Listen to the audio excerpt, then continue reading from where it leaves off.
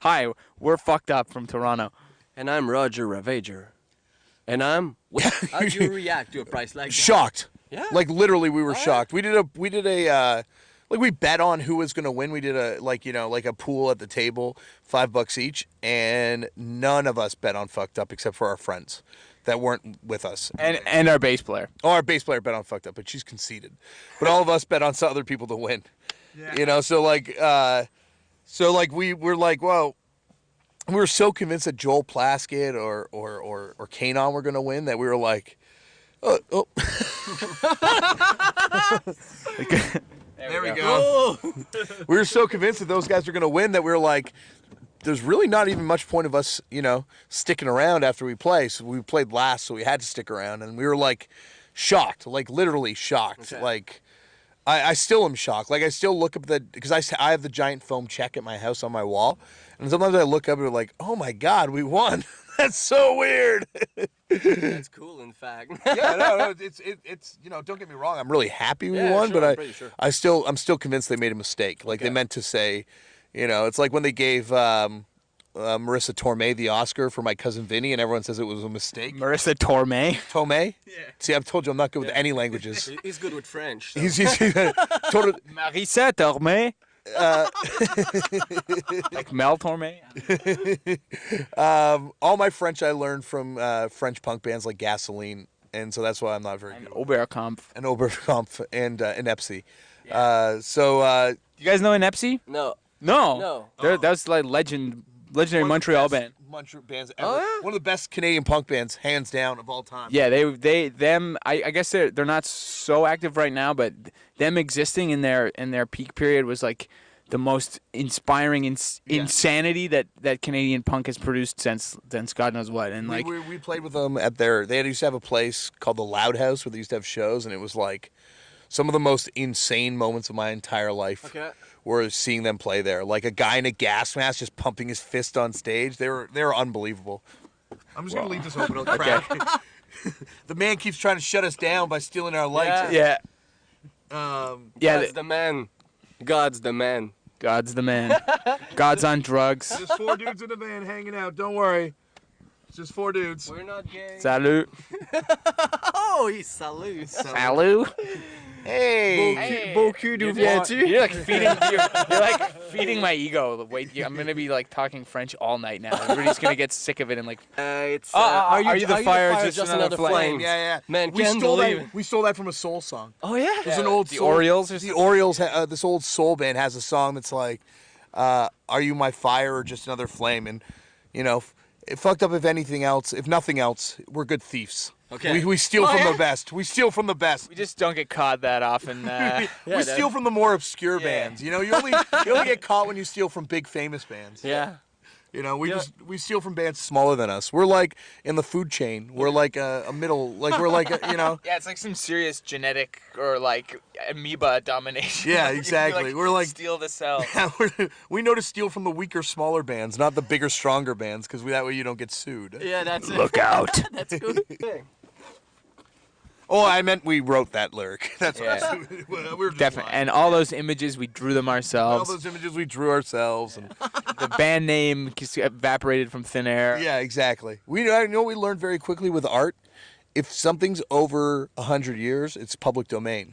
Who's the influence for Fucked Up, in fact? There's a lot, like Poison Idea, like Black Flag. Oh. Born Dead Icons from Montreal were a big one in the beginning. Yeah.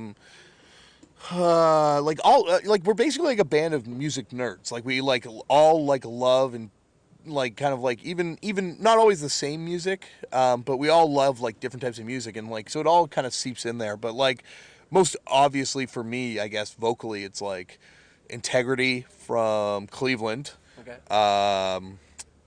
And Anti-Scene from North Carolina. Like those 2 bands were just like, when I heard Jeff Clayton from Anti-Scene's vocals for the first time, I'm like, he is the best rock singer of all time. Like it just was so inspiring because he can't really sing, but he kind of has like harmonies. It was just beautiful. Cool. So he's a big influence on me, and I don't know, Pink Floyd's a big influence musically.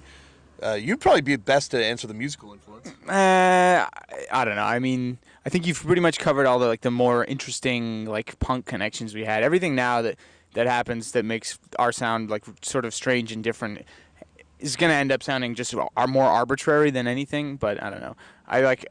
I speak the Kinks, like a bit of the Who, reluctantly the Who undertones. Now like sort of weird, like there's like some late '80s like British kind of indie influence happening now. One sec. Oh yeah, but I got Fear. I always thought Fear was like, Fear seems like a big one-trick pony for a lot of people, but I think they're a really interesting band. And especially I play drums in the band, and Spit Sticks is like one of the most sort of forward-thinking wild man drummers that punk has produced. And I think that, I like Raw Deal in a way too. Like I share some of the songwriting duties, and like Fucked Up in no way, shape, or form sounds like Raw Deal. But apparently their drummer, Anthony Drago, he like wrote all their songs or whatever, and so I don't know. I take like a lot of inspiration from that. So it's just sort of like it adds to the dimension that we have all these disparate influences. But but basically like punk bands and like lame '70s bands. Yeah, like just like like obscure bands that you hear and you're like, God, this band wrote like one of the best songs of all time and no one knows them. Yeah. So we can rip them off and never get caught. The band discography is made of much EPs than LPs. Yeah. Oh yeah. Why is that? It's because we're like coming from punk and hardcore, like the 7-inch EP is the best medium for that kind of music. Like people generally have short attention spans. Like you can write classic.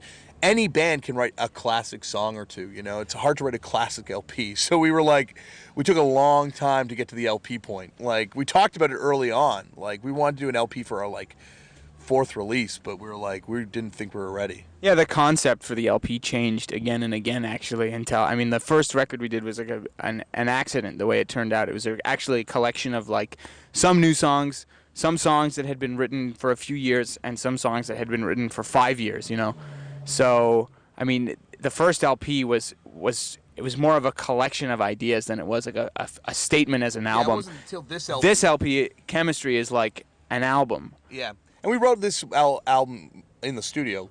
Like a lot of it was ideas brought to this and then kind of fleshed out in the studio. Like we took 6 months to record it. Like not every day, but like we were touring. We would take songs home, listen to them, write lyrics, and come back, scrap guitar tracks, do them again. Like it took we kind of like wrote an LP, and like up until that we were so used to writing singles. And like, singles are like, it's kind of like putting on an outfit. In the sense that, if an album is like a wardrobe and a single is like putting on a fresh shirt, you can just change the way you look and what you're trying to say every single time. So each single really had like a different theme, a different look, different subject matter, and musically, I'm sure at the time we thought was kind of different and represented like just different parts of our taste. Think we were like different, like we were like, this is gonna be our ska song. Yeah, not like that. But like it was like definitely us exploring like different aspects of the band, and like within kind of like the same framework. But when we did the album, like you want to make an album all kind of flow together, and the first one I don't think we really succeeded at doing that. It's also the first album's so long. It's like It's like an hour and 40 minutes, the first record. It's like ridiculous. The first album you realize was just like an important step to get to the next step. Yeah. And we only realize all of its flaws not having done something else, I think. Yeah, and I think the next record will probably be crappy because now that this one was perfect. This one was perfect. We made the best record of all time, and next record was going to be bad because we've already made perfection. And you can't top perfection. No, just kidding. Have you ever thought of pulling out a box set with some of those songs, or? We've got the next record we're putting out is like a singles compilation that Matador's going to do. I'd love to do a box set like after we've been broken up, long time from now. No, like 2 years from now, or 6 months from now, 6 minutes from now. But no, like I want to, I kind of want to do a box set like after the fact. Like I'd hate to do a box set and someone like plops down all this money, like I got the box set, and then like we're like, and we got another record coming out and 40 more 7-inches. Like I think we have another about at most 2 records in us. And then I think we're going to probably call it a day. That would be full lengths you're talking about, though. Yeah, full length. There's probably at least like 500 singles left. I go to bed and I wake up and I have shit singles in the bed. Like, how gross is that?